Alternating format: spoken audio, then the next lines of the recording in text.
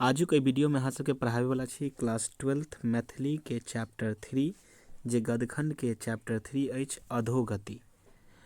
एहि वीडियो में अहाँ सबके अधोगतिक सारांश बतेबे वाला छी। एहिसँ पिछला वीडियो में हम अधोगति के जे लेखक छला सर गंगानाथ झा हुनकर परिचय जे छे हम बतौलू है। ठीक है, बिना किसी देर के वीडियो के स्टार्ट करे छी। ठीक है, तो देखियो अहाँ सबके स्क्रीन पर देखाइत हैत अधोगति की छे अधोगति।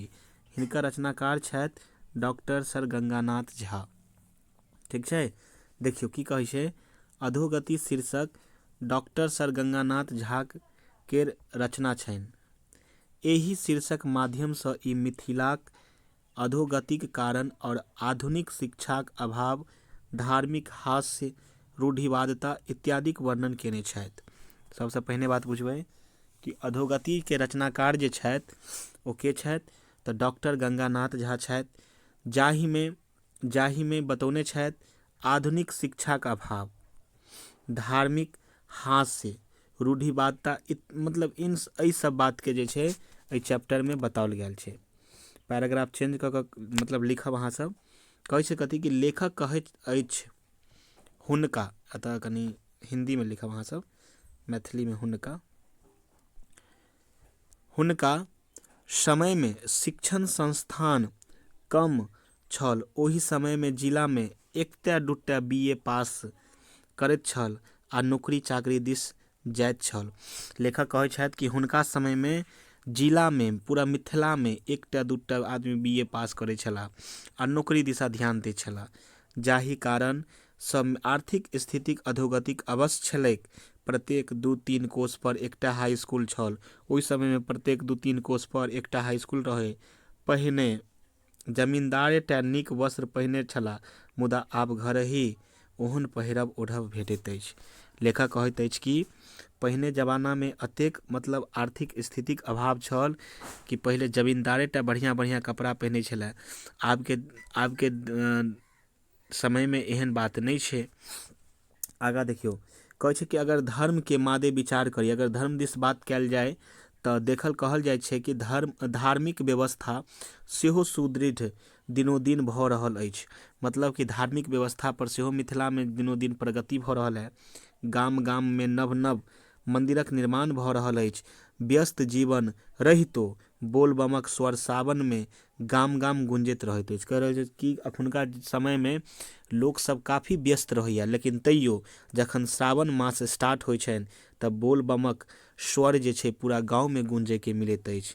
ठीक है, आगा देखियो तैं लेखक आजुक परिप्रेक्ष्य विचार करैत कहलनि अछि जे विद्या, धन, धर्म व आचार विचार कहुना विचार करैत छी तब मिथिलाक अधोगतिक कथमपि नहीं कहल जाइत अछि। मतलब अखुनका से अगर तुलना करी विद्या से, धन से, धर्म से, आचार विचार से तो बहुत बदलाव देखे के मिलत अछि। आजुक मिथिला में मिथिला सब तरहे उत्तरोत्तर विकासक मुख्य पथ पर अग्रसर छला। कहै छथि कथी कवि लेखक कि मिथिला जे छे वो सब तरहे से विकास के पथ पर सदिखन अग्रसर अछि, आगा बढ़ैत अछि। आगा देखियो आगा कहै छथि कथी एही शीर्षक माध्यम से ई तत्कालिक ई के शब्द ककरा लेल यूज भेल छै तऽ लेखक के लेल। लेखक तत्कालिक मिथिलाक दैन्य दशा पर अनुभूतिक अभिव्यक्त केने छथि। तो मतलब बहुत छोट सन की छल सारांश छल, और ई सारांश अहाँ एग्जाम में लिखे छिए तो अहाँ के 5 नंबर जरूर मिलता। ठीक है, अगर एग्जाम में पूछल जाए छे तो अहाँ सब हूबहू एकरा उतार सके छी, लिख सके छी। अहाँ सब एकरा कॉपी पर उतार लिया और अहाँ सब विशेष कमेंट करे छी कि पीडीएफ कत से मिलते। तो याद रखब पीडीएफ के लेल अहाँ के जे छे हमर टेलीग्राम चैनल के फॉलो करऽ पड़त। ठीक है, हमर टेलीग्राम चैनल से अहाँ सब हमर टेलीग्राम अहाँ सब जे छे अहाँ सब हमर टेलीग्राम चैनल से जुड़ जाओ। टेलीग्राम चैनल से जुड़ जाओ जाहिसँ अहाँ के पीडीएफ जे छे हर एक वीडियो के पीडीएफ अहाँ के मिलत रहत। ठीक है, तो आगा अगर देखी छी, अगर आगा देखी तो में शब्दार्थ कुछ देल छे, इस शब्दार्थ पर कुछ बात करे छी तो देख लियो। ई चैप्टर के शब्दार्थ छे। शब्दार्थ पहला छे आडंबर। आडंबर के मतलब होछे दिखावा। दृष्टांत के मतलब होया उदाहरण। अवशिष्ट के मतलब होया शेष रहल या बचल खुचल। अधोगति के बात करब तऽ नीचा मुँहे जायब, अधोगति मतलब नीचा मुँहे जेनाइ, ठीक छै। विवक्षित के बात करी तऽ अभिलषित या इच्छित कह सकै छी या अपेक्षित कह सकै छी। उदर्भ गति के बात करी तऽ ऊपर मुँहे जायब, विमुख के बात करी तऽ दूर होयब, और न्यून के बात करी तऽ कम। यहाँ के किताब के शब्दार्थ अछि जे चैप्टर के ठीक अंत में देल गेल छै, ठीक छै।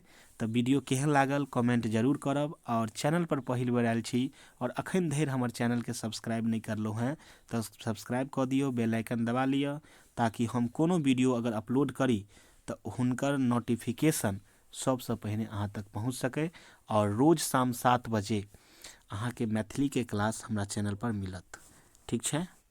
तऽ तब तक के लेल जय हिंद, जय मिथिला, जय मैथिली।